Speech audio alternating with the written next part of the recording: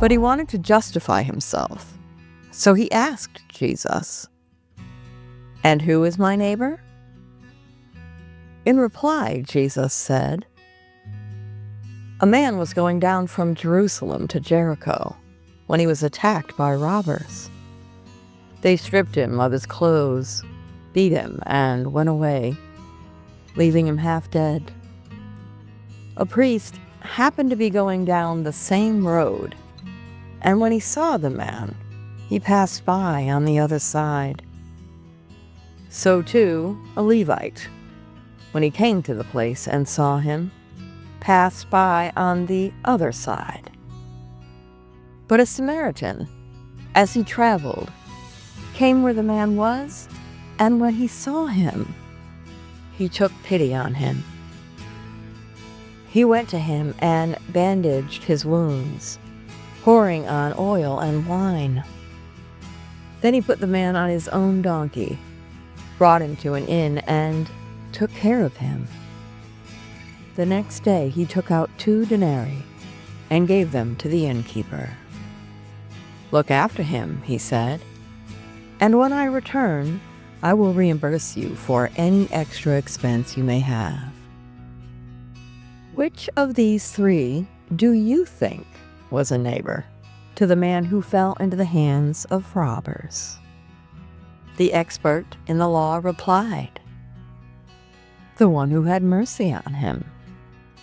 Jesus told him, "Go and do likewise." The parable of the Good Samaritan is one of Jesus' most powerful lessons because it cuts to the core of human excuses. The lawyer who questioned Jesus sought to limit love with a boundary, asking, "Who is my neighbor?" But Jesus answered with a story that shattered walls of race, religion, and prejudice. He showed that loving your neighbor isn't about proximity or shared background. It's about mercy, sacrifice, and seeing others as God sees them. In today's world, this truth feels more relevant than ever. We are surrounded by hurting people. The homeless person on the street, the struggling single parent, the addict longing for freedom, the lonely elderly neighbor. Sometimes we feel too busy, too overwhelmed, or even too skeptical to step in. Like the priest and the Levite, it's easy to justify walking past someone in need. We all have problems, and it's easy to fall back on that excuse. But Jesus challenges us to do more. He calls us to love actively, selflessly, and without conditions. To love your neighbor in today's world is to make time.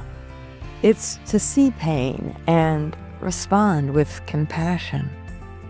It's choosing kindness over convenience, even when it costs you. The Good Samaritan didn't just feel pity, he acted. He treated wounds, gave his resources, and ensured the man's safety. Love isn't love without action. When you stop to help someone, whether through a kind word, a meal, or just being an ear and listening, you're living out this commandment. And here's the beauty of it. In loving others, we show God's love to the world, tearing down barriers of division and reflecting His mercy. Folks, it's the holidays, and to risk being a tad bit stereotypical, it's really a time when we should all come together and be kind to each other. Do something nice for somebody today and every day. It is the best feeling in the world to make somebody else smile. Do something nice. Don't walk past someone today that God might be calling you to stop for.